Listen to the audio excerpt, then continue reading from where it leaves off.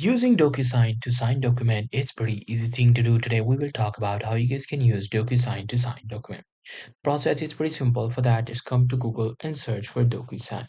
And then after searching for Docusign, go to docusign.com. Now in the Docusign website, this is what you will see. Here you have to simply log into your account. So I'm just going to click on this login and it will take me to the login page where I will be able to log into my account. Once you are logged in, what you have to do is in order to create or sign a document, click on this start. Now it will create an envelope for you. Now in the envelope, you just have to drop your file.